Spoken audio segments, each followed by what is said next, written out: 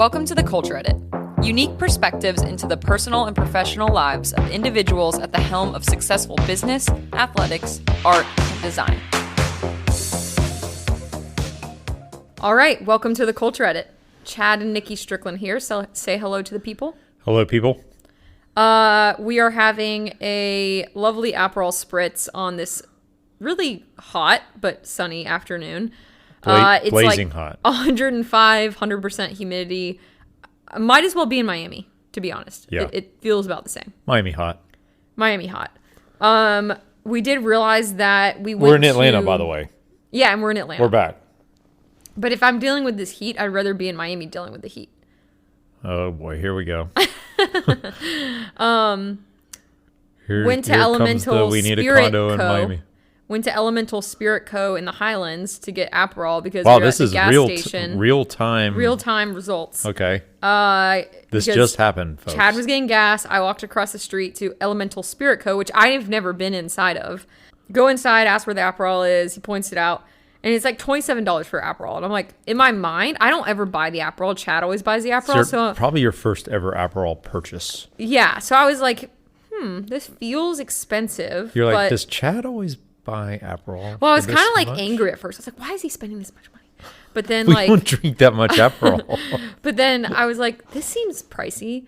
So anyways, I bought it and left. And then I was like, is it usually $27, like $30 after tax, basically? And you were like, no, it's like $15. Yeah. So got a little boutique Highlands tax on that one, but it's fine. We understand. Rent's high. Yeah. Apparently no one's drinking anymore, so the drinkers are low. We heard that a lot in Sonoma. Like, they are freaking out in Sonoma. Yeah, we Like, don't even have that on our list, but that was interesting when we were out in Sonoma. Yeah. Wineries said they're really hurting. Like summertime, they're typically peak season. Yeah. And it's been like very empty. We could go wherever we wanted. Yeah, Yeah. people are just not drinking. Yeah, I had made all the, or not all these reservations, but I had made reservations thinking we would need them. And when we walked in, they were kind of like, We're the only ones. There's yeah, like, several you don't places. really need a reservation. I'm like, oh, okay. But they said the whole industry is like hurting. And we went to Enoteca, not to be confused with our favorite Vinoteca, but we found the Vinoteca of Sonoma. Mm-hmm. So downtown Sonoma, there's a place Sonoma. called Enoteca. Mm-hmm. And she was telling us about how bad it's been. Yeah, people just because aren't. people aren't drinking. Yeah, it's interesting. I mean, I don't know any of these people, but I heard about them. I know guys that say they're not drinking and then they just keep drinking. Well, I think those are the guys that are plastered at the airport bar and on the airplane because I am like, and women. I can't even say that. Not just guys because we flew. I was about to say, we saw a lot of drunk people on planes the past few weeks. Single people, or not single, but like flying solo. So maybe like they're single or spouses, partners are not with them. The woman that we flew out, like we were next, I was in the middle, you were on the window, she was on the aisle. It's a really lovely woman, like not someone I would take for a vodka drinker. I would have definitely assumed like just like a white wine drinker. I don't remember this woman. Okay, so like an afternoon flight. So Yeah. the flight attendant comes by. You want anything to drink? We both got like a white wine, and the woman next to me is like 2 vodkas straight up. Oh, I do remember this. And I was That's like, right. I kind of like look, and I'm not judging, okay, because I understand. Like some people have anxiety. Like I totally get it. Or you just like you can't drink at home because of like for whatever reason. So you're like, this is my time to shine. But it was just so funny because the flight attendant was like, "Why don't I bring something?" She insisted on bringing a something, mixer. yeah, with this, so you can't just drink. Yeah. So on to today. You did a run this morning. Flights aside, did a run this morning from the Specialized shop. I was supposed to do 8 miles, but I only did about like 5.5 miles because it was just brutally hot. Yeah. And I did kind of Tucker part. Anyways, I rode for like 4 hours yesterday, so I was just not really feeling it, but that's okay. Still got it in. We have Peachtree Road Race this Thursday. And then you rode your bike. Well, kind of. I mean, I did a sad Junk mile recovery ride. Combination of just being exhausted from 100-degree Tucker yesterday, which just destroyed me, and then staying up all night trying to get updates on the Boise Twilight Criterium, which was Michael Garrison was racing in. So I was up till midnight. So yeah, I just went out and was going to ride longer, but my Wahoo Element Roam has the temperature on it, and it said 104 degrees, and I just was like, screw this, I'm coming back. So yeah, it's been a hot day. Yeah, so it's been a warm weekend. It's been a good weekend for working out, but we did want to give some updates on the previous episode, so thanks for all the great feedback. Keep it coming. Want to give an update on Buddy, because that is now his official name, the beagle that we found on the side of the road. He's officially adopted to a lovely family in Candler Park. He has a forever home now. He has a forever home. Little Buddy Allen. Little Buddy Allen. Little Buddy Allen. That's what Chad likes to call him. I mean, yeah, they dropped the Lil in the Allen part, but the fact that they kept his name Buddy, I thought that was, but he really is a sweet. little buddy. Like, he's so cuddly. Yeah. And so now he has a beagle sister, and they love each other. They cuddle. It's so cute. And he has a house and a yard in Candler Park, which is a really nice part of Atlanta for those that don't live here. And he has a mountain house. So he's got like all kinds of, I mean, from the streets to the glamorous beagle life. Yeah. Is it Anne? Yeah, Anne. Yeah. And every time Anne, you send, we love the pictures, the updates. I don't know if she listens to this, but I can tell I'm Kendall. assuming she does. We love the pictures and updates. Every time you send them, Nikki cries. Because it's such a sweet story. Yeah. The fact that we found this dog in the middle of the road and a bad state of affairs, dragging his leash, and you have now changed his life, but also changed Anne and her husband's life and his doggy sister's life. And thank you to the Weasties, because they're the ones who connected us with Anne, who's their neighbor, who eventually adopted little Buddy Allen. Yeah. But I'm giving you credit, babe. I'm like telling. Well, I appreciate I'm that. saying I don't like credit. You changed I'm, like, everyone's life by pulling. Like, there were 40 people on the ride, and only, not to call anyone out, but not only five people stopped when they saw the dog, and 4 of those people stopped because you stopped. The funny thing which is me, Alan, and Michael, and Bryant. Yeah. The funny thing is I was talking to Emil on the group. Whenever was it yesterday? Yeah, yesterday on the way back from Tucker, and he was like, "Oh, I just kept going because I knew like you stopped for the dog, so it was like you would take care of it." And I was like, that is literally the story of my life.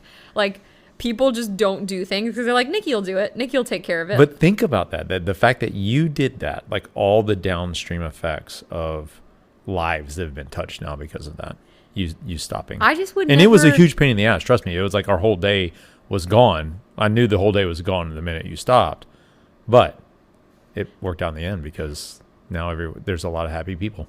I guess it depends on how you define pain in the ass, because like I don't find it a pain in the ass. Like I was completely unbothered by all of it. I was just like, oh, like if there's a dog, it needs help, I'll call an Uber. Pretty simple. Put my bike in the back of the Uber, put the dog in the Uber with me.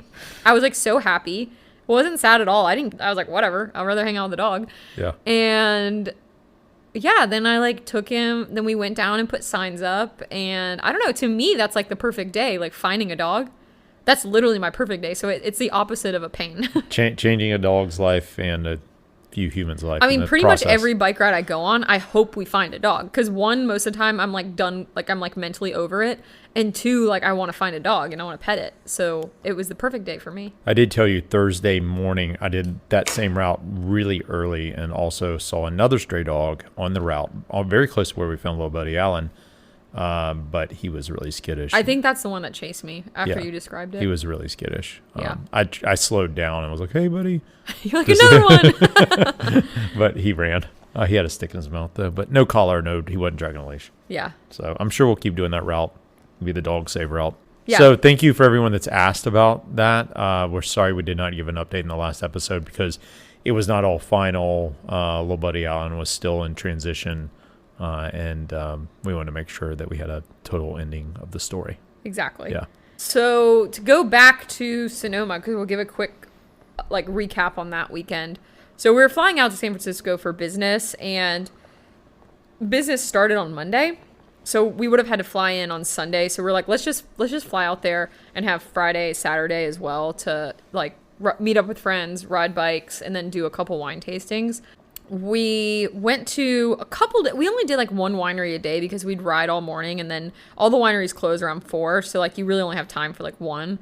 But one stood out to us. It was which is a much better, we've gone out there with friends where they wanted to do, no, not calling you out, Galen, where they want to do like 5 tastings in a day, and it's just like that's a lot. Yeah, it's a lot. But yeah, this was good.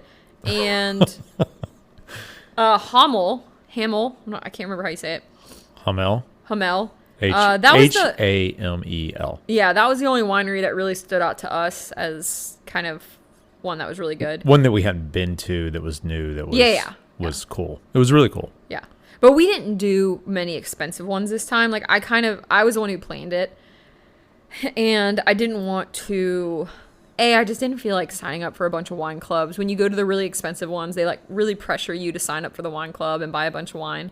We did that last year, and then we canceled like half of them this year. So I didn't want to be stuck in that like cycle again. Yeah. So we kind of just went to some more casual ones, which was really fun. And they definitely put a lot less pressure on you. Yeah. A couple of them, they were basically like, yeah, our wine's like, it's just mid. So like, we get it. Don't sign up for the wine club, and that's great. Like you're there for a good time. And you don't feel this pressure to like join a wine club. Yeah. But it was good. Hummel though was not mid. It was really, really No, cool. That one was good. And had we not already signed up for a bunch of different wine clubs earlier last year, we probably would have signed up for that. It was, I think the facility. We did order wines. We ordered their wine. The facility there was super impressive because it was like modern. I think it had been built, when they say it built in 2015, 2016, yeah, pretty something like recently. that. But they took us into their cave. Which we both said, Cave of Wonders, which we said was like out of a James Bond movie. It was like super cool. And then they have a house next door too that they rent for members, which we might look into doing next time with some folks. But the wine was really good. And then of course the whole reason we really went out there early was to visit Scribe. Yeah, which was good.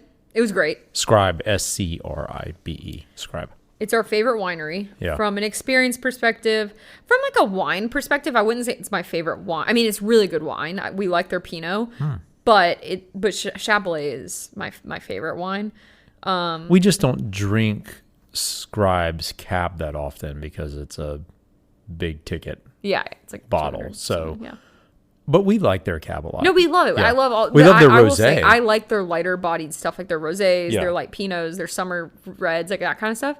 But it's the experience that they provide there is so awesome. Yeah, unparalleled. Now, I have a question to the listeners because I go back and forth on this. So I had booked like a picnic on the Knoll, which there's their hacienda, which is the main house where you can actually get like they have like celebrity chefs and everything. So you can book a reservation there to eat and have a wine tasting. Go to their Instagram and check it out. Or you can go to like the Knoll, which is like another little small house, but it's on a hill and it overlooks a vineyard. And they make you a whole picnic basket, and then you get to choose a wine and you sit on the hill. They bring you chairs and blankets, and it's amazing. It's a great time. I think we should say, so it's unusual because you can only go if you're a member, and it's not a tasting. They don't do tasting. Yeah. Since you're a member, you're going there to have a lunch or dinner. Well, they do tastings, but this is their thing though. And so you're going there to have a lunch or dinner or whatever, and then you're buying a bottle of wine while you're there. Yeah. Yeah. So it's the experience that they're selling. Yeah. And so, but we get there and it is like, it's, well, the word I want to say is infested, but that sounds bad. There's a lot of kids, like a lot of children. It was infested. And I really struggle because I try to put myself in the shoes of other people. And while we don't have kids, I know that we're not the norm. And so I'm like, okay, well, we're not the norm. They're the norm. So like, yeah, like people bring their kids. They want to have a good time. I'm assuming most of them are local. And it is a really pretty like environment. So there, to give you a picture, like it's like a little hill with some tables and chairs. There's probably 30 people there. Yeah. 15 were kids. Yeah. It was half a lot were of kids. Yeah. And not like, I wouldn't say like, I don't want to say the kids weren't well mannered because it's not like they were like doing it. I mean, well, actually, no, I take that back. There was a couple that were bad. Most of the kids were just being kids at the end of the day. Like they're just being kids. I actually don't blame kids for anything they do because it's the parents. Like the kids don't know. And so, we're kind of a little bit frustrated because all of the tables were just like taken over by children. So we had already paid for this. And we flew across the country for and this. you pay for tasting for adults. So you're not paying additional for children, but like there was couples that had brought like 10 kids with them. Yeah. And the kids are all sitting at their own tables, like taking up, space, obviously. And so we, set our little stuff aside, go sit on the hill, and it was fine. Well, we couldn't sit at a normal we couldn't spot sit anywhere, so we had to because there's so many kids. So they were like, go find a spot somewhere else. And they felt bad. Yeah, they did. The people working there were actually very frustrated and annoyed by all of it because they're working off of like the experience as well. Yeah. And they were very frustrated that members were not able to sit or enjoy the atmosphere because kids were just like climbing on everything, like jumping off tables, like swinging from trees. But again, we were like, what, it's fine. We'll just sit over here. It's not a big deal. We're not going to like let this, like rain on our parade. But, but then let it go. Yeah. And it was fine. Yeah. There was one little girl that like, I was like, God, this is so me. She like, she's maybe like, I don't know, like 4 or something, like really little. And then there was like another little girl who was maybe 2, like very, very little, 2 or 3. And the 3-year-old was like following the 4-year-old. And the 4-year-old had found like this little rock to perch on. And she was just really like enjoying the view. Like this little kid, like old soul, not being annoying, like super cute, just like enjoying the view. She's sitting right by us. Yeah, she was adorable. Yeah. But the little 3-year-old was like clearly enamored with her, like, like, oh, she's older, she's cool. And she kept pestering her. And then finally the 4-year-old's like, please, I would just like to be left alone. Like, so it was probably one of the funniest things I've heard a kid say. It was weird to see someone that small say that. It was amazing. I loved it. I was like, you're like, you're like my kind of person. Okay. Yeah. But it was interesting. And then we looked over to the left and there was kids, they had taken like a basket from their parents' picnic basket and were running through the vines, ripping the vines off and ripping the grapes off. Like baby grapes. And yeah, baby grapes because they're obviously not ripe yet. And one of the guys who worked there came over and was like, hey, you can't do this. But I'm like, you're telling the kids, like, you need to tell the parents. And they just ignored it. And they literally kept like ripping the vines down. And I'm like, oh God, this is chaos. But tell us, like, as a parent, is that acceptable behavior? Or are we like being too sensitive? Well, it's like you talked about, like we're dog people. So we wouldn't if we had a dog that was not well trained. Well trained or up for public consumption or was barking or running around like crazy, we wouldn't take him places. Yeah. Well, and that's like, that was the case with with Hutch, like we wouldn't take him to certain places. If there was a lot of dogs around, we wouldn't take him there because we knew that he could not control himself around other dogs. He like wanted to play. He wanted to like literally roundhouse kick dogs and like punch them in the face and bark. Yeah. So we just wouldn't take him places where there was a lot of dogs unless we like threw the ball with him for an hour beforehand to tire him out. And I think it's the same with kids. Like, if you have a kid that is really, like, used to, like, being in an adult environment, I think it's totally cool. Like, I think kids are adorable, and a lot of them can be really good. Why don't they have trainers for kids? Like how Darius trained a dog. I think that's what's daycare is supposed to be. Like, supposed to train your kid. Oh. Like a good, like an expensive daycare. Like, train them not to be crazy? Well, I think they're like, it, like, teaches them, like, social skills. Oh. I don't know. But... anyways, it was interesting. It definitely made me reconsider going there on the weekend because I'm like, oh, I don't want to pay for this again. If we can't like, we're paying the same amount as everyone else, but the children are taking up all the tables and we have nowhere to sit. We sit on the ground. That makes me kind of question. Like, yeah, Scribe, if you're listening to this, that's a problem for you. You need to figure that out. Yeah, I think pretty quick. Kids are fine, but like to let them take over the places where people are paying to sit. Yeah. Like you in a restaurant, imagine if like half the restaurant, there was just kids at the tables not ordering anything. Yeah. Like you wouldn't tolerate that. We want to have the founder of Scribe on the podcast. Like he's on our list, so maybe we can add this to potential things we could talk to him about. And then I was thinking like maybe Scribe, maybe they're like just kid people, like. Yeah, that's what you said. Maybe that's how they act with their kids. So it's fine. Well, I mean, there's a lot of people who like love the sight of like tons of kids like playing and yelling and like they see that as like a very joyous thing, which is I get that. It's what you're used to. Like if you grow up in a big family with a lot of like chaos, I think you love that chaos when you're an adult and you have it with your family. You and I both didn't grow up like that, so we grew up in like with only I've seen people like that though. They get like satisfied. They're like, oh, this is so awesome. Oh yeah, like we procreated. Yeah, like all these kids are so happy. Yeah, which I get. I guess so. Anyways, that was a long tangent. I never know if I'm like being overly sensitive or if it's like if I'm thinking the I don't think we were being oversensitive. I actually was proud of how we handled it and tried to do our best not to let it bother us. Yeah, I mean, because it was a major impact on the experience, and we had gone all the way out there just to do it. So. Yeah. Because last time there was no kids, so that was like totally different. A few other places in Sonoma that we would definitely add to the list. Yeah, we went to Valley Restaurant. Yeah, it was really cool. Which was really good. It's in downtown Sonoma. Downtown Sonoma. We went to... Don't let them bully you into ordering too much food, though. Yeah, we were like physically ill. Yeah. Because we ate too much. But it was really good. It was amazing. Then we actually drove out to Bodega Bay. Bodega Bay, yep. We drove out to Bodega Bay and went to Drake's, which is like a hotel / restaurant / they have like a fire pit bar kind of area. A lounge. It was really beautiful. I mean, watch the sunset. Incredible. It was beautiful. Yeah. Had a great time there. They had Chapelet, so that was nice. So to give you an idea where Bodega Bay is, so if you're in Sonoma, just go directly west toward the ocean. Like you don't think of like Sonoma being the ocean there, but it is. There's not a beach. It's like rocky, basically forest and rocks go right into the ocean, but it's beautiful. Yeah, really, really pretty. Then to round out, because we have a lot to talk about, to round out the Sonoma talk, we then rode in Petaluma, which is just northwest of Sonoma. Amazing. If like Sonoma Valley meets the Wild Wild West, that's Petaluma. And the town was so cute. Like I wish we could actually stay there in that town and spend more time there. Yeah, it's where friend of the pod, former guest Allison Tetrick is from. She wasn't there while we were there. But we stole one of her routes, the route that she does all the time. It's like the route that she rides out from her her backyard and just goes for 40 miles. Is that was 40 or 50 mile loop? Yeah.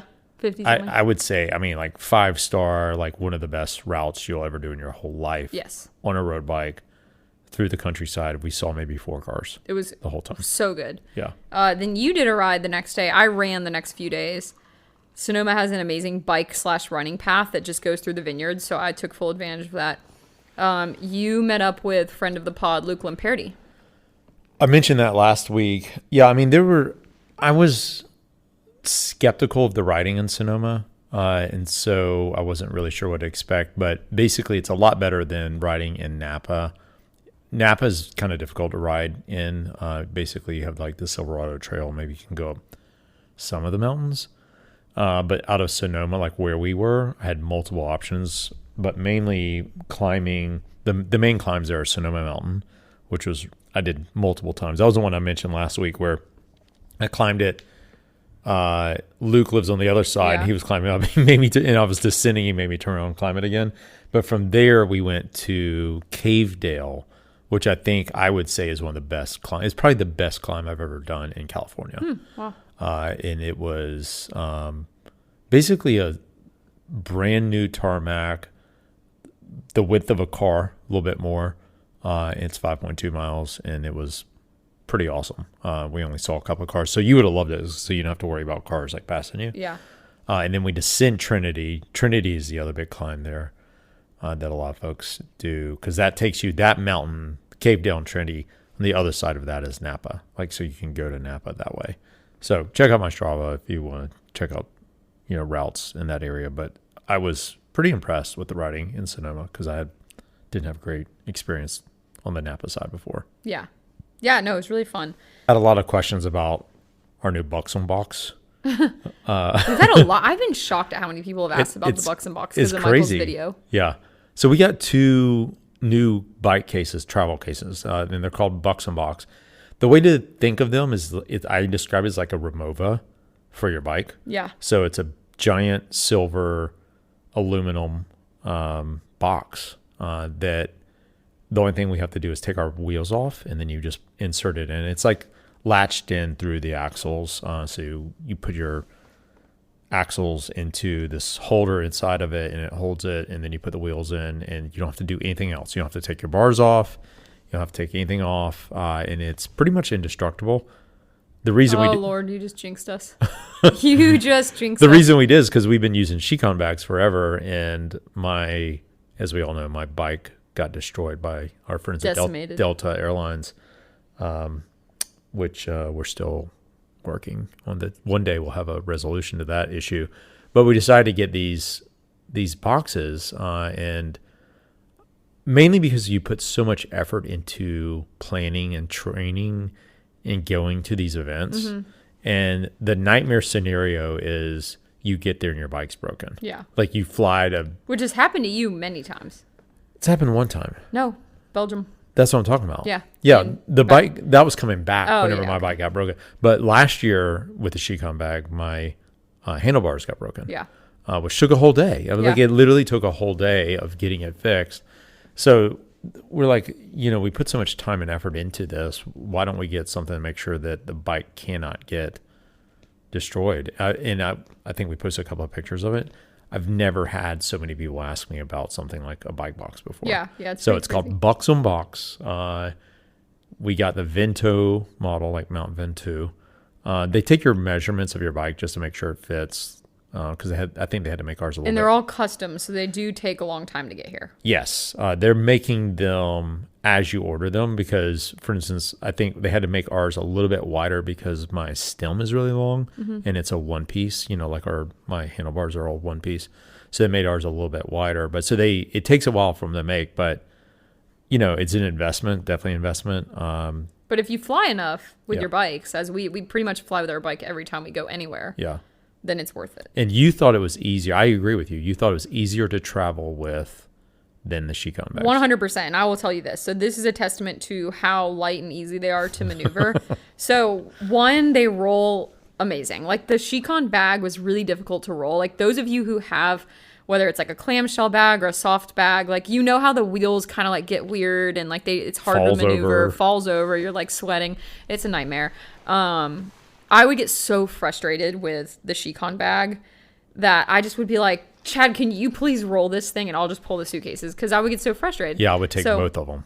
Yeah. And so with this, I was kind of stressed, but I was actually because it looks really intimidating. It does. It's a giant silver box. Yeah, it looks like you're going on like a safari hunting, like big game safari hunting trip or something. Like that's how crazy it looks. Yeah. But when I got out, I was able to roll them easily through the airport. I was able to pull both at the same time. Like you dropped me off when you were dropping off the rental car on the way back. I was able to get both checked in, both to oversized, no problem.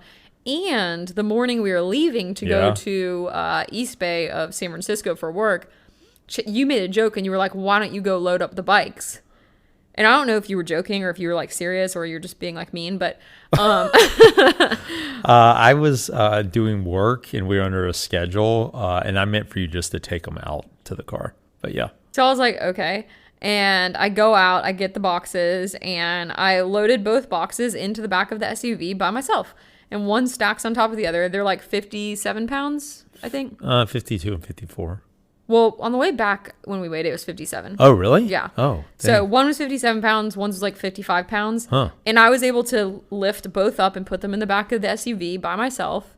And you literally couldn't believe it. Like it was like a Tetris game. I came out and the whole thing was perfectly arranged inside. Yeah. Isn't it weird that it always weighs different? I guess it's just scales. Well, it could be the off. scales are off, yeah. They're always off because it's always a different. Like I'm not putting anything else in there. It's always weird. I think that's why sometimes when you weigh your bag, if it's like slightly over, they'll like give you a pass because I think they know that maybe like one scale is a little bit off, like compared to another. Yeah. Anyways, point being, I was able to take both, load them into the back of a car by myself, take them out, roll them around, do everything, 2 of them by myself. So if that's a testament to how easy it is to maneuver / handle the boxes, I think it's a good testament. Another positive thing, if you like talking to random people like Nikki does, these buxom boxes are amazing because you will be in the airport. What was it? Less than 90 seconds before someone asks, "What are those?" Yeah. What are those? What are those? What are those? I said what are those? A harp. Yeah, you said a harp. But so Nikki's like, I'm going to tell people it's a harp. So literally 90 seconds goes by. The guy, a random guy, like he always does, excuse me, what are those? And you were like, a harp. But you started laughing when you said it. You couldn't keep a straight face. Mainly because he was so genuinely curious that then once I said it, I felt bad that I was like being deceptive towards this like innocent man. And I like couldn't, and I was like, I'm just kidding, I'm not a liar. But the reason I said a harp, why I came up with that is because one time I think it was when we were in Europe or something, a younger guy came up to me and was like, what's in the bag? Is that a harp? Yeah. And he said he was like, is that a harp? Like, that's the first thing that came to his brain was, is this a harp? Because it was like shape of a harp, I guess. And I was like, I've never heard that one before. Yep. Like, I've heard a lot of... But you were so excited about telling someone it was a harp, and then, like, you said it, and then you started laughing. I know. Yeah. Damn. Yeah. Not a good actress. I said it was a front wing of a Formula One car. Yeah. And didn't laugh, and just stared at him. Yeah. You're better than I am. But then you said, no, it's a bike. Yeah. Yeah. It was pretty funny. But it definitely is a good conversation starter. So if you like to talk to people like I do, then bring your Buxom box with you. All right, Nikki here, mid-podcast plug. Not really, but just wanted to say, if you've been listening, maybe this is your first time or this is your 50th time, make sure that you like, subscribe, and share the podcast. Go on, rate us on Apple, rate us on Spotify, like us on YouTube, follow us. It really helps a lot. We intentionally don't do advertisements because we don't want to interrupt your podcast listening experience. But the best way that you can help us is to like, subscribe, and share. So we appreciate it and enjoy the rest of the podcast. Then let's close out this chapter of Sonoma and Bucks and Box, California. And we're moving on to work. So let's get to the work trip. Go to Pleasanton, which is again the East Bay, so not San Francisco, the east side of the bay from San Francisco. And Pleasanton was a nice little place, and it's very suburban. Yeah, suburbia. It was, but there's like running trails. Like I was able to wake up in the morning and go on like a trail run, like a 4-mile trail run, which was really cool, right out from the hotel. Yeah. But we went to a place called Amakara. So like I had been looking at all the restaurants. I'm like, oh my God, there's so many Japanese restaurants. This has got to be like the Mecca for Japan. Yeah, like 4,000 reviews or something. Yeah. So this one place has so many reviews, 5 stars. Like, this is where we have to go for dinner. And we show up. Monday night, by the way. Monday night, we show up. They're like, we're thinking like, oh, it's Monday. Like people aren't going to be there. It is slammed. Like, I'm like, is there a conference? Is there a race? Like, what is going on? People are waiting outside. Like, I haven't seen people waiting outside since, like, living in Orlando, Florida. Yeah. Because here in Atlanta, you don't do that. Just go somewhere else. You just go somewhere else. Yeah. Anyways, like families waiting outside to be seated. We luckily got a spot at the bar, so we didn't have to wait.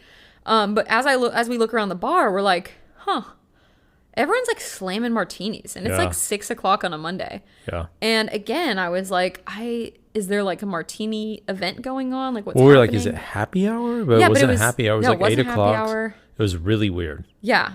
So everyone, I said, because I noticed that, I said, look left, look right. Yeah. Everyone had martinis. Then we turned around and looked at the tables, martinis. Yeah. You know what we didn't look? We didn't look to see if like their martinis were like cheap or something. They could have been, yeah. We didn't have martinis. Yeah. Like maybe they, we're not thinking about martinis on a Monday night. I'm waking up and I'm running at 6 a.m. I am not drinking a lot at all. And so anyway, so we go to we go to the work meeting, and I casually ask one of the women, I'm like, what's the deal with Amakara? Like, why is it so, like, is it always this crowded? She's like, oh, it's like the number one place to go in Pleasanton. Like, yeah. They said it was the restaurant of Pleasanton. Yeah, so I was like, so there's no like conference or something? She's like, no, it's like that every single day. And I was just like, wow, okay. So if you're in Pleasanton, go to Amakara. The sushi was incredible. We didn't even really have a lot. Like there was a lot of options. We kept it very light. We were eating because we felt like we should eat. But we weren't really that hungry. Because we weren't hungry, but we haven't really eaten. Well, like that happens to us where we're like, we're not hungry, but we haven't eaten today. Yeah. So we should eat. Well, so the difference is when you're like, if I go on a business trip by myself, I just wouldn't eat. So I'm the one that feels like we should eat. Correct. Okay. I don't have that desire. So you'd have just sat in the hotel room and I would have gone to bed at like 7:00. Oh, okay. I don't. To me, like unless I'm like truly hungry, I just won't eat. It's a weird thing for me though to think like travel for business and not like I'm afraid if I didn't eat dinner, something bad would happen. Weird. I think you have enough body fat that you could like burn through it. Wow. In like a wow. No, I'm just saying you're not fat, but like I'm saying like we all have enough body. We're not living on a deserted island. Like we all have enough like stored body fat that we will be fine. We'll be fine. Okay, so I don't need to eat dinner because I'll be able to survive on my. I'm saying most of us in the world, except for elite level runners and cyclists, have enough body fat to we'll be fine. We don't have to eat dinner every night. We don't have to eat breakfast every morning. Well, we don't eat breakfast. You should eat something throughout the day, but most of us will be fine. Okay. That's my point. Okay, so getting into what's happening with the rest of the world. Should we talk about the Tour de France first? Because this is the first week of the Tour de France. We're on the second stage, and it's been pretty exciting, honestly. Well, we knew that it was going to be different because of the route this year started in Italy and that it's not a traditional boring route. So 2 hilly stages, 2 mountainous stages. I mean, first stage had like 6 categorized climbs. But the big thing is both stages have been won by French guys, which hadn't happened in a long time. And teams that aren't like the biggest teams. Yeah, 2 small teams. One's a Dutch team, was a French team, the one that won today. The first stage was won by a guy named Romain Bardet, who's a French rider, very popular in France, and he had the yellow jersey. But now... And this is his last Tour de France. He's retiring. Announced his last Tour de France, and he wins the very first stage and gets the yellow jersey. He's not retiring. We went through this so many times. So, yeah, been pretty exciting. But, it's glad that it's here. Do we want to do our picks? Like last year, first week or first couple of stages, we set our picks. So, like overall, are you? Overall, yeah, yellow jersey pick. Who's going to win? Pogačar. Really? Yeah. Wow. Okay. Yeah. Last year you went with Vinegar. I know, but I just think Pogačar's been. I think he's still on a different level this year. He's been. Well, he just won the Giro. Yeah, he's been performing like he won been Strade outperforming Bianche. Literally everyone. Strade Bianche. He won several classics. I think he won Liège, or maybe Amstel. Yeah. And then he won the Giro. So he just did a Grand Tour. Yeah. You don't think he's tired? I think he's tired, but I think he's a freak of nature. And also, I think this is the first year that he's not been eligible for the youngest rider's jersey throughout the entire thing. So that means if he doesn't win the yellow jersey, he doesn't win anything, really. I mean, I guess he could win like climbing maybe or something. But. Yeah, he could win. Yeah, polka dots or that'd be it. But he could be on the podium of the Tour de France. That's a pretty big deal. Yeah, but a guy like that wants a jersey. It's second place is a loser in his mind. Yeah. So that's what I think. Pogačar. But today was the first test for Vinegar. So Vinegar got hurt. Mm-hmm. Vingegaard. We have to ask our Danish friends how to pronounce his name.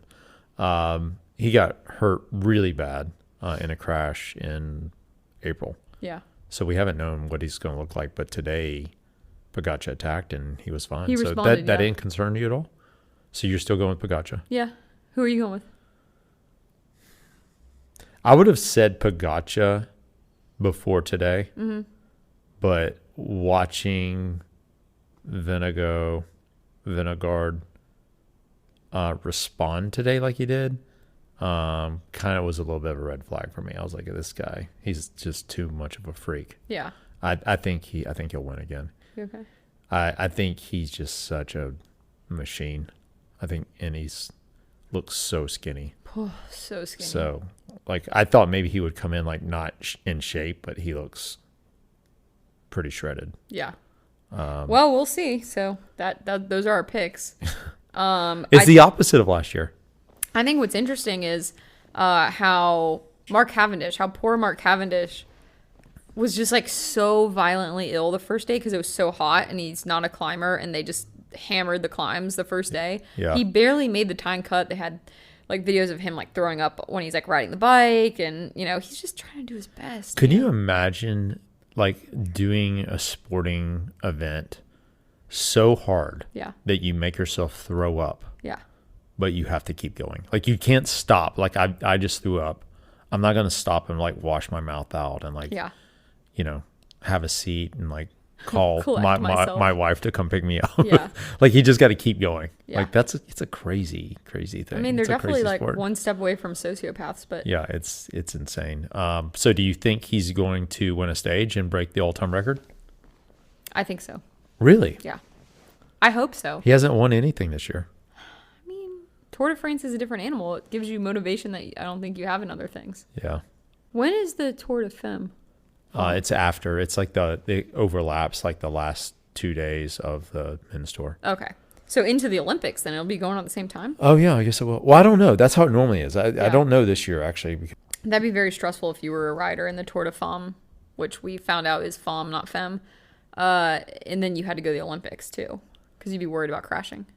I wonder if they're not doing that. Like, maybe there's a lot of guys that aren't in the Tour de France because they're going to the really? Olympics. Yeah. Okay, that makes sense. Yeah. Like, you think about there's only 3 Americans in the Tour de France, and only one of those 3 is going to the Olympics. Okay. Matteo Jorgensen. Okay. Yeah, that makes more but sense.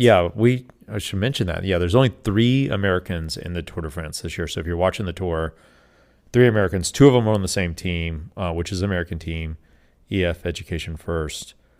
Sean Quinn, who's the national champion, and the youngest of the 3, Nielsen Palace, and Matteo Jorgensen, who doesn't sound like he's American, but he is. He's on Visma. Jumbo Visma. Which he actually could do really well in the Tour de France. Like he just won a stage race earlier this year, and he easily could be on the podium. I'm not saying he could win, but he could do really well in the Tour de France as an American, which we haven't had in a long, long time. Since Lance? Lance or Floyd, if you count Floyd. Oh, well, do you count either of them? Guess not. Yeah. Sad. Let's talk about, so last year we talked about the socks, how White socks are really like, it's like a thing in cycling. If you don't have white socks, it's also a thing. And let's talk about the uniforms of the Tour de France this year, because it looks like a sea of blue.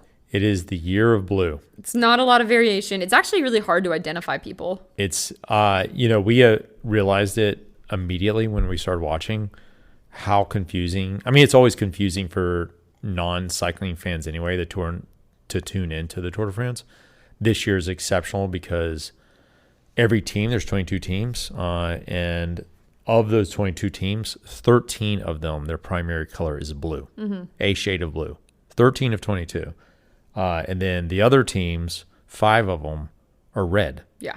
So 18 out of 22 teams are either blue or red. Yeah. It's insane. I don't understand. Well, I do understand how it happens, but it's unusual. And I think we were talking about how this happens is a couple of different reasons. One, teams don't have brand identities like they do in the U.S. or really anywhere. Like if you think about Manchester United is red and white. There's a lot of teams that you just know exactly. They don't change their colors based on the sponsors. Exactly. Like a football team's not going to change their colors because they get a different sponsor. Right. Even though football teams don't really have sponsors like that. But soccer's actually better. Like a soccer team is not going to change its colors because it gets a different sponsor. I actually thought you were talking about soccer when you said football. I thought you were like on the Euro. Yeah, same thing. I sounded way cooler when I said that. So it's the title sponsor becomes the name of the team. And their colors. And if their colors happen to be blue, then you're going to have a blue uniform. Yeah. Or blue is a primary color in your uniform. So that's one thing that's happened. So if you look at like Movistar, Soudal Quickstep. Yeah. But Soudal Quickstep, they kind of do have a brand that's always been blue because now their title sponsor is Soudal, which is black and red, I believe, is their color logos. But they kept the blue because that's just kind of what they've always looked like. Yeah, I guess so. So 18 of those 22, and it actually would be 19 because Alpecin is normally blue, but they changed the colors for their kits to gray for the Tour de France. Yeah. And then also it would have been 20 because Jayco is also blue, but they changed their colors to orange and brown for this Tour de France. Yeah. I don't know why. I haven't looked into that yet. It's kind of it looks really weird. Weird combo. Yeah. At least it's different. Yeah, and so that's one reason why. I think the other reason why too is because these teams, like you think of like this is the biggest sporting event in the world, and that these teams must be so sophisticated and they have like all these people working on brand and marketing and everything. They really don't. Yeah. They're actually not that big and sophisticated. Outside of like Visma and Ineos, UAE, like those are the 3 big that have like huge budgets. And Ineos is part of a larger kind of athletic endeavor that they're into Formula One and soccer, football, etc. These other teams tend to be run by former retired cyclist. Yeah. Right. Like that's who the boss is, which he tends to not have like a business acumen or background. Doesn't even know what we're talking about when we talk about brand or marketing. And so their designs are driven either by someone that doesn't know what they're doing, or they're turning it over to the kit manufacturer. The kit manufacturer is the apparel manufacturer, and I don't know, there's probably 10 different ones at the level of pro cycling. They're relying on that kit manufacturer to quote unquote design our uniform. Yeah. So you're relying on someone who, doesn't know anything about your brand, doesn't know like what your intentions are. And a lot of kit companies don't really have like true design. Like they don't have like a true brand designing team. Exactly. It's like one dude or woman that like took a graphic design class in college and now they're like the designer of the kit company. Right. He's like, because they're small companies, a lot of them. Exactly. Like they would just want to like move logos around. Yeah. Right. So they're not thinking about that. A couple of teams have hired actual designers to design their kits. Like Israel Premier Tech, I know, hired a designer. And EF did the Palace skateboard brand. Well, I was going to say EF's different because they are using Rafa to design their kits. And so you've got brands that are kit manufacturers that don't just do custom kits. Mm-hmm. Rafa, our friends at Panama, like this is the only thing they do is design cool looking kits, but they don't tend to do custom kits other than Rafa. Yeah. And so Rafa has all these really cool designers. And so that's why EF, they luck out because they use Rafa and they have awesome kits every year and everyone wants to buy their kits. It's the same thing like Legion, when they had Rafa, they had really great kits and now they've gone over to ASOS and it just looks bleh. Yeah. So that's another thing is like they either don't have someone at the top of the organization that understands brand and design, or they don't have someone within the organization because they're a small team or they're a small organization and they're relying on their kit producer to design the kit and put the logos on it, and it just tends not to look well. Well, when you think about, let's think about in the United States, football, basketball, baseball. Every single kit is manufactured and designed by Nike. Every single team, their kits are designed and manufactured by Nike in all three sports. Yeah. That's pretty crazy when you think about it. And that's why when you look at football, basketball, baseball, for the most part, they always have good uniforms that are really on brand. They're not changing like a bunch of logos around. What was that? I think it was upstairs. Oh. Anyways, but that's what keeps all of the uniforms really consistent and highly branded, highly stylized, because Nike's like, hey, teams. They make tiny little tweaks each year. Yeah, right? They're like, hey, teams, you're not going to go crazy. The random dude in marketing at, even at the collegiate level, Florida State University, like, you're not designing your own thing. Yeah. Like, we're designing it because we want Nike to look good. Yeah, because they want to sell kits. They want to sell. Yeah. They want to sell to uniforms. Fans. Yeah, uniforms. So my point in saying is we just need to start a kit company that becomes the entire monopoly for all of cycling in Europe. Okay. We'll add that to the list. I didn't know where that was going. Yeah. I thought you were going to work in that one of our former clients, Tegra, actually manufactures the uniforms for Nike. For the NFL and for college. So I actually got to go. And basketball and. Yeah, and you went to the one in Honduras. I went to the one in Portland. It was really cool. To see how they do that. Yeah, there was actually they were printing the ones in Central America they're not being made for the professional teams. The ones in Central America are only produced for fans. So replicas. But I thought they were producing college uniforms there. Some college, because there's a lower level of not production, but the fabrics. So NFL teams have extremely expensive fabrics where they basically have zero waste. Yeah. So like when an NFL team's fabrics are cut to make their uniforms, there's virtually no waste because the fabric is so expensive. But a lot of the fan replicas are all produced out of Central America. And I went to Portland where they were making where they make all the NFL uniforms, and they were making the uniforms. It was a full year before the season, and they were making them like in all the different sizes, and then they made them in a way where they could adjust them to the player. Well, they're like hand stitching everything together. Yeah, exactly. It was pretty impressive. But anyway, yeah. So that's what's happened in cycling, and that's why you end up with this perfect storm of 13 of 22 teams all look the same. And what's crazy is that like Visma, the 2-time defending Tour champion, normally wear yellow, so they always have to change their uniform because of the yellow jersey. It's just like tradition. There's always been teams that wear yellow, like Once. So you change your kits for the Tour de France, and they normally change them in some kind of like black. Basically, they've gone like a black, or they did the art thing a couple of years ago. Is that the same with the Giro? Does EF have to remove all pink? Exactly. Okay. That's why EF has the Palace kits. Oh, okay. The Palace kit or some other kind of kit because you can't wear pink, because the leader's jersey in the Giro with Tour of Italy is pink. So, but my point is Visma normally changes like to a black or something, but this year for some reason they changed to blue, which is what everyone else is.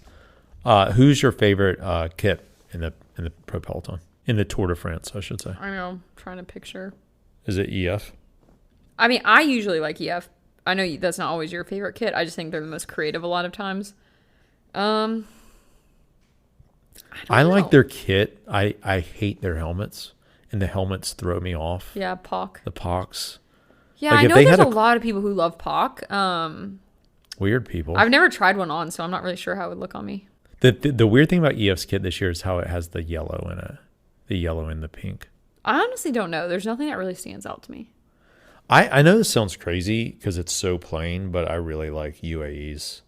Just black shorts, white jersey. Yeah. Like it's just like so classy. Simple. Yeah, simple and classy. I'll have to get back to you on that one. Okay. The only other thing I want to mention with the tour as we watched the tour, something that occurred to us that was really crazy today after the tour is what popped up next for us to watch was The Move on Peacock. So we're streaming Peacock. That's how you watch the tour.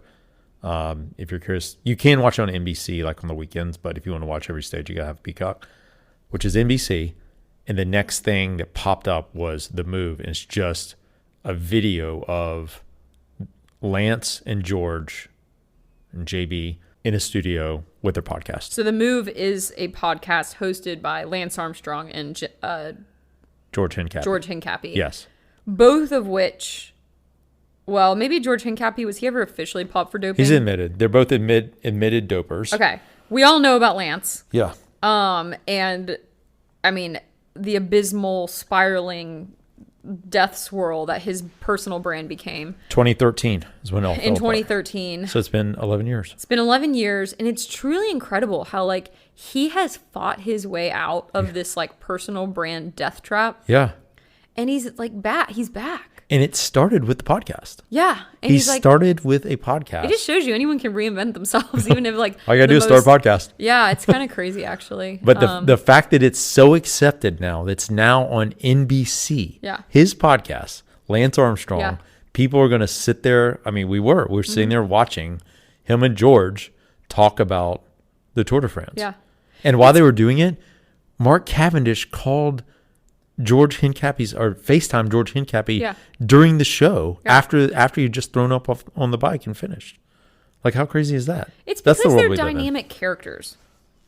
So many cyclists are not ever able to translate their professional career on the bike to anything after because they're not dynamic. Like, they're not big personalities. I mean, the sport of cycling is there's a lot of introverts. Yes. That get really good at the sport of cycling because it's a lot of alone time. It's living like a monk. There's no partying. There are maybe some people can party, but for the most part, all, professional cyclists at that world tour level, they are living like monks. Yeah. And so I think to have people like George Hincapie and Lance Armstrong that are like dynamic characters, they're entertainers, they're obviously knowledgeable because they've been there, and they kind of just like don't care what people think also. No. Obviously. They're speaking to their audience. They're speaking to their audience, and their audience is pretty vast, clearly. Yeah. I mean, it's a lot of men. It's a lot of men that are your age that went through it. That don't care. Yeah, I think guys my age, I have such mixed feelings because you look back on it now and you're like, yeah, it was definitely a level playing field. I mean, we know that for a fact. Every single competitor at that level, the World Tour, has now admitted to or has been busted for doping. Like there's no... Even the people not at that level were just doping because the other were doping. Well, everyone at the World Tour level, I would say. Yeah. And, we knew that from guys that had tried to get to that level and refused to dope and couldn't compete because they... Like Phil, like our last guest. Our last guest, Phil Guyman, is a great example of that. And said, you know what, I'll just come back and race domestically because I'm not going to do that. Mm-hmm. And at that time, doping was a lot more dangerous than it is now. It was way more dangerous. But my mixed feelings were always like, I believe the narrative and the story of Lance.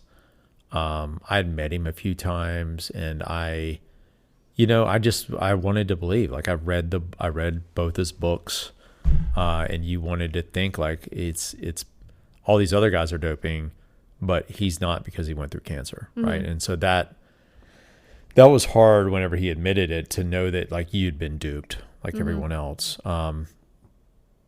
But as the years go on, I think that I think my reaction to it was not typical of guys my age or older.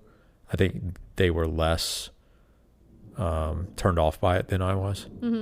But I think as the years go on, you look back with understanding history and understanding perspectives and knowing that everyone was doing it. And I think the big thing with Lance always was, well, he was a jerk. And that's why people were so angry at him, because he was so abusive towards his accusers. He ruined people's lives. And he's admitted that. And like, I think that's one thing he's done through his podcast and through the other media outlets that he has, resources that he has available, is he's admitted that he was a jerk, and he's apologized, and he's like, he just says he did terrible things. And Do you think he's actually sorry, or does he just say sorry so he can climb his way back out of the crater? I think there's a little bit of both. Because I don't really believe him when he says sorry. Yeah, I mean, look, I was listening to The Move a long time ago, and again, being unhappy with how it all ended up. I think there's definitely a time. I think now, as an old, like he's got to be 50. I don't know. He's got to be early 50s. So, so I'm 48. So he's probably like 53. I think there's probably, as time has gone on, he's gotten more sorry. I think he's sorry. Do we want to talk about our favorite show, or well, really two shows, but let's focus on one. One of our favorite shows is back. Yes. And we're not quite sure how we feel about it. I mean, we had so much anticipation for FX's The Bear coming back. Because the first season was incredible.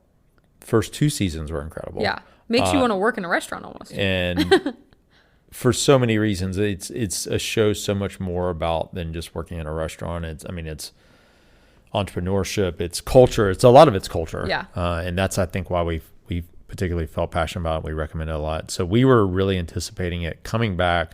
Two guys we know our acquaintances with are going to be in the show.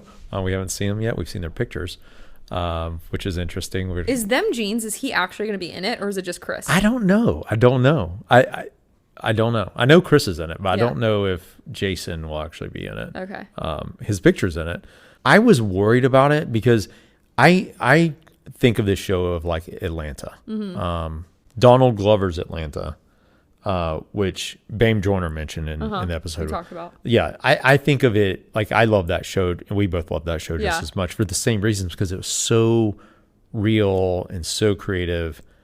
But that show also had I remind you, the season before the last season, they went off the rails like with creativity, and I was worried the Bear, because with the Bear, the first season is he comes in to take over the restaurant. The second season is we're going to turn it into a fine dining, which they do by the end of the second season. So what is there to do in the third season? Right. And so that's what I was worried about. And unfortunately, that anticipation and that worry has come to fruition, at least in the first 3 episodes, right? It's taken a completely different context. Like the show is completely different. These flashbacks is like creative. It's like, it's a interpretation almost of, what Carmi's thinking. It's not a traditional story arc at all. Yeah. The first 3. And then I think 4th episode was better, and then 5th we watched last night. It was so good. that we both were blown away by. Yeah. So maybe they're coming back to not just being this like artistic thing and like we're going to tell a story again. Did you realize that the executive producer is the same of both of those shows, the Atlanta and The Bear? Oh, is it the Hiro? guy? It's a Japanese guy. Oh, He was the executive producer for both shows, which I'm like, that's why we like them so much, and that's why the style seems so similar. It hit me. I was like, wait, the same exact Hiro Murai. Oh, So because it hit me, I was like, wait, Atlanta. It was first season, second season, third was different. Yep. Then fourth was the same. Yep. So style wise. Then this is first and second are the same. Third is different, and I wonder if a fourth season will go back to the style. I hope so. But it hit. I was like, "Wow, wait, this is the exact same style." That is crazy. You just blew my mind with that. Yeah, and I remember because I think I follow him on Instagram because I think he's incredible. Another producer is Maddie Matheson, who plays Flack on the show. So like the fat, loud guy. That's the. I guess he's the maitre d' now. Also like the maintenance guy. Mm-hmm. He's actually executive producer, and he's actually a chef and cook in, I think, Toronto, Canada. So what is that's my take on the show. What is yours? Yeah, I keep like ebbing and flowing with it. It's definitely not it's a lot more just like yelling. Yeah. And like that kind of gets old after a while. Like and that's Maddie Matheson. Yeah, we're like, they're all just kind of like yelling at each other constantly. And so it's like, okay, we get it. It's a kitchen. You're all yelling. Like, yeah, it's Chicago. I kind of want some like resolution to like all the yelling so that way we can like get on with the story. It feels like a family dinner where like everyone keeps yelling. And then like you think like the next family dinner, there's like going to be less yelling, but it's just the exact same amount of yelling. And you're like, okay, I can't come to this family dinner anymore if it's going to be the same thing. Yeah. That's how I feel about the show. I agree. Way too much yelling. But the fifth episode. So good. It's all John Blumenthal. I cried. John Blumenthal is Carmi's brother who's dead in the show. And so it's a flashback. One of our favorite actors, Shane from The Walking Dead. Or The Punisher, like he's been in so many different, and he's typically like a bad guy. He always plays the same character. Yeah, he's basically plays himself. He's actually has a pretty good podcast too. Oh, I didn't know.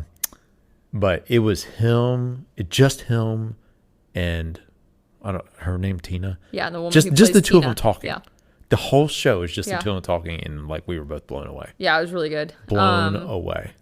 So definitely, stick with it. If you made it through the first few episodes, stick with it. I would say stick with it at least to the fifth episode. Yeah. Because that's what we had to do, and now it's better. It's all starting to connect a little bit more. Like I know that's what they're trying to do. They're trying to take all the individual characters and tell how they got to this point. Yeah. Like they're like going back in. So every episode is kind of like going back in time and just talking about how did we all get here to the bear. Yeah. So I appreciate that. I appreciate the backstory. And they're giving you a lot. It's a lot more richness in character, like understanding like, oh, these aren't people that just were working in a fast food sub shop. Yeah. Right. Like they had like all this history behind them that was so much more than that. But isn't that like everyone in the world? Well, no, it's easy to just look at a fast food sub shop and be like, oh, that's what those people have always been doing. Yeah. No, but what I'm saying is like that speaks to everyone's assumption about everyone that they come across. Like you meet someone at a drive-thru and you don't even think about what led them to that point. You don't think about the traumas, the heartbreaks, the happy times, all the things that got them to that point. And it's interesting. So one of the things, it's really not a spoiler, but one of the big parts of the fifth episode We've done a lot of spoilers. So. Was that, Tina, it's telling her whole story before she gets to the bear. And a big part of that is that she's searching for a job. And as she's doing this, she's met with a lot of just like, what's the opposite of empathy? Like she's met with a lot of... Just no empathy. I don't know. Yeah, just no empathy, no understanding. Yeah. No one cares about, what she could possibly be going through. And I think a lot of us do this, but it reminded me of this time, when I was in college and I was living in a sorority house and, there's 47 women in there. If you're friends with me, I've told you before, it was chaos. But we had like full staff that didn't live at the house. Well, we did have a house mom. She was full-time living there with us because we were insane. She was the babysitter. But then we had actual staff that like cooked and cleaned and worked at the house as their full-time jobs. Or maybe as their second jobs. I don't know. And one time there was a woman that came to the door and she wasn't, she was dressed kind of maybe in like jeans and a t-shirt type of thing. And she came to the door and she was looking for a job, and she like brought her resume in, and I answered the door and I was like, oh yeah, come in. Like, I'll get the house mom. She's the one who interviews. And the house mom wasn't there. So I was like, well, I'll take your resume and I'll give it to her. Yeah. And the woman left, super nice. And one of the girls, who I won't say who it was, not that it matters at this point, but she was like a very well-to-do girl from Miami. Grew up in Miami her whole life, from a very prominent family there. Definitely never worked a day in her life. Yeah. And she goes, ugh, why would she wear that outfit to a job interview?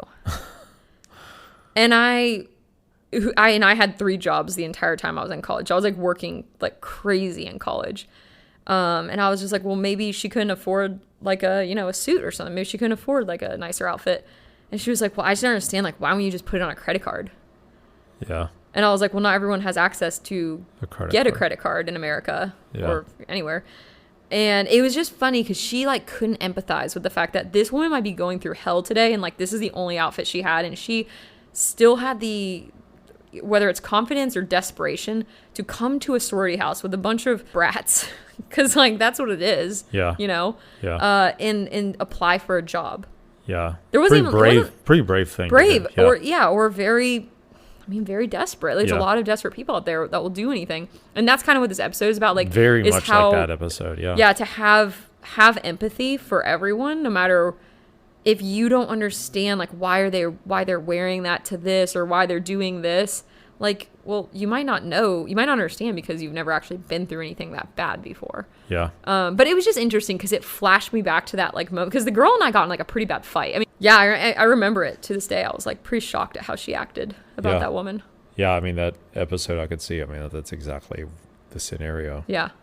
Because she gets treated that way. Yeah, she was treated terribly, and she's like super nice, just trying to get a job. Yeah.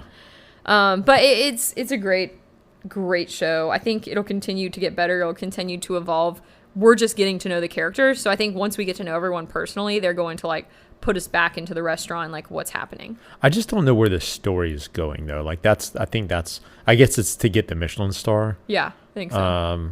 I think that a main character will leave and go to a different restaurant, and it'll be like devastating. Yeah, that definitely could happen, because that's what actually happened. By the way, Freedy has not refunded anything, and we have not heard from them. Just as another follow-up, we forgot to. And we drove by today at lunch, and there wasn't one person in the restaurant. So. Or yesterday, 2 days on the weekend, there's been no one. So I don't know if people out there in Emmett Park are listening, but no one wants baby caterpillars in their salad. Yeah. Yeah. Anyway, and that's related to the bear, mainly because there's a lot of cleaning going on in the bear, and every time, because I've never worked in a restaurant, I'm like, is that what a normal restaurant's like? And you're like, well, maybe not that intense, yeah. But they clean a lot. Yeah. They do a lot of deep cleaning, and we don't think that Freedy probably has ever done that. Yeah. Well, that's what I was saying, is like when the whole Freedy thing happened, I'm like, I've worked in a lot of restaurants, and I've never seen bugs in the food at any of the restaurants I've worked at. Yeah. It just didn't happen. Not even baby caterpillars? Yeah, and I didn't work in really fancy restaurant. I mean, I worked in one really fancy restaurant, but outside of that one nice restaurant, which was insanely clean, I mean, the chef was completely crazy. This is the Thai place? The Thai place, yes. Oh my God, he was like crazy. So was that like the bear, like cleaning? The deep cleaning? The cleaning, yes. Not the way they treated us so good. Yeah, no, I'm just saying like the cleaning. Like I've been super impressed with the cleaning. The cleaning was like that. And then also he was so OCD about the way we stored everything. Like the temperature, the way you stored it, the container, the type of container it stored in, which walk-in something belonged into, whether it was like the freezer walk-in, the cooler walk-in.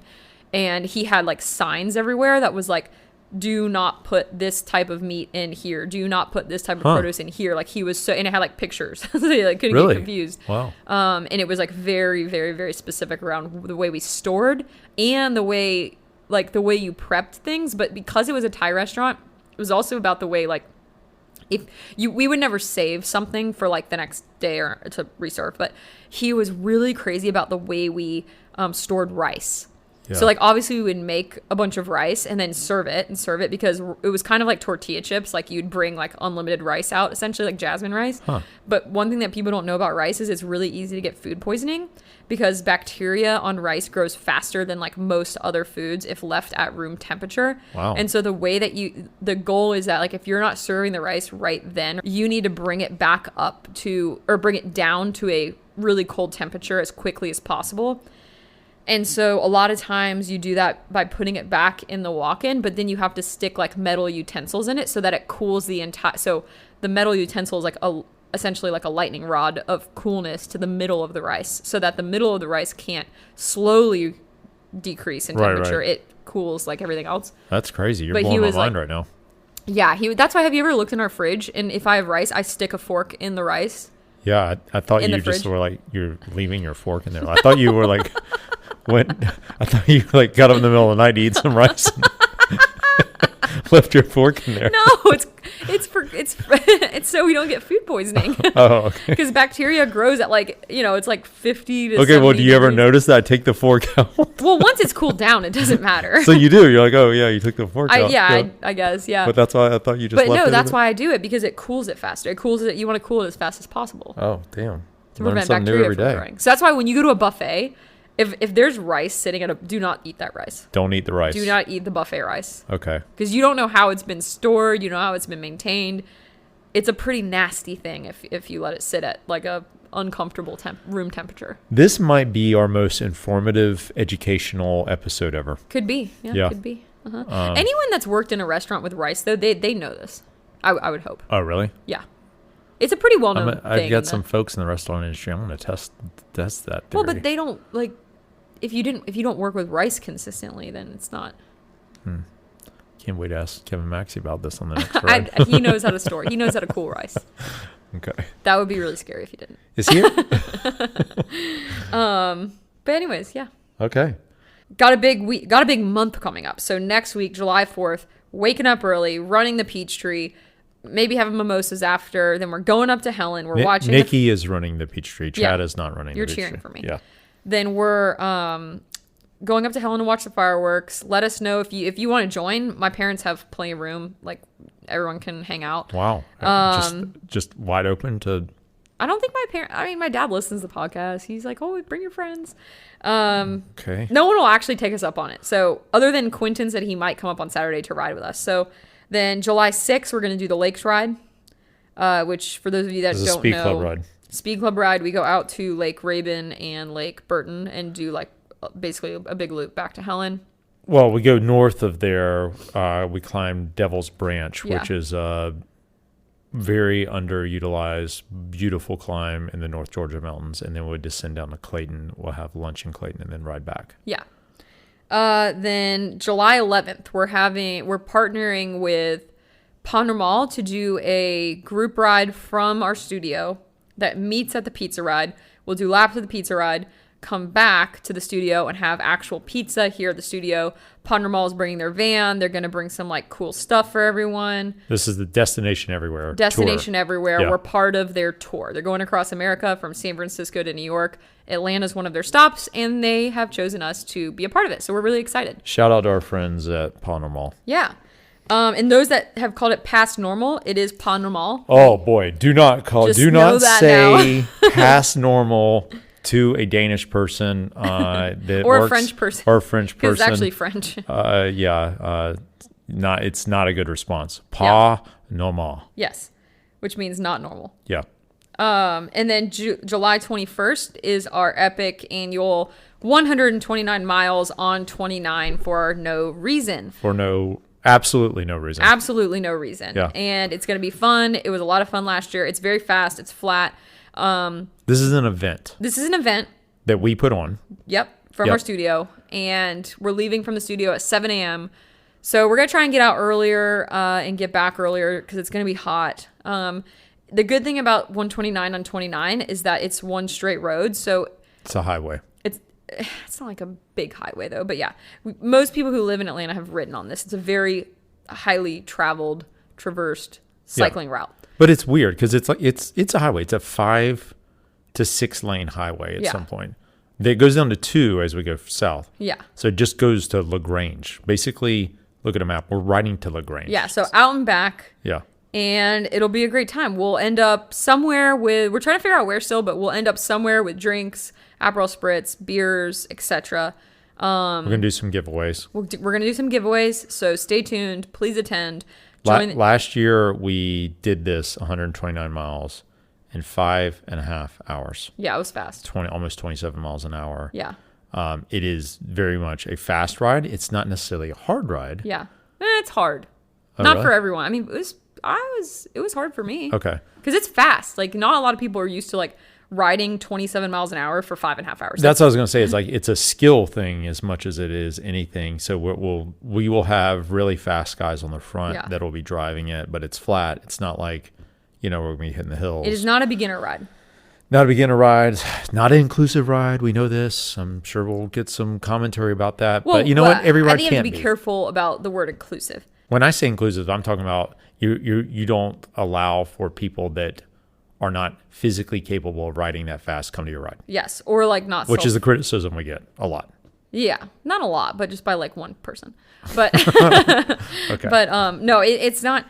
This is a hard ride. Yeah. It's a long day. People get tired. We encourage people to come, and it's designed intentionally so if you do get dropped or you do get tired, you can stop. Yeah. You can go to the store, and you know what? Before long, the group's gonna be coming right back because we're just sticking on 29. There's probably like at least like 6 stores along the route. Yeah. So you're never anywhere too far from a store. You're maybe like 2 miles either way from a store stop. So it's a good route. It'll be fun. It's a great day. But just know it is a drop ride and it's not for beginners. But it's so much fun. It is fun. Everyone that did it last year has told me it was the most fun they had on any event, including Belgian waffle ride and everything else they've done. This was the most fun they had on any ride. So it's a lot of like camaraderie because you're trying to accomplish it together. You don't you want to stay together because the more people that stay together, the faster the group can go and the smoother. So like last year, there was like a couple people who surged off the front at first and no one responded because they were like, we can't respond to these people attacking and surging because it will take the group longer. So we're all just going to go like really steady, really fast, smooth and get there faster. It's the only way that you'll be able to replicate what it's like to ride in a professional peloton because we will have professional cyclists there that'll be on the front driving it. So it's a lot of fun. I can't wait. Yes. Then July 26th, we have our client event, Taste of the Tour. We're partnering with the Perlant. They're a private wine membership club here in Atlanta. We are members. We're really excited. Again, it is invite only. It's mostly for our clients or potential clients, but it's going to be really fun. It's going to be great. Yeah. A lot of our clients listen to the podcast, so that's why we say it. That's a reminder. And then check your email. Well, thanks for listening today. I know this was a little bit of a longer one-on-one than we normally have. Maybe we'll edit that down to be 45 minutes.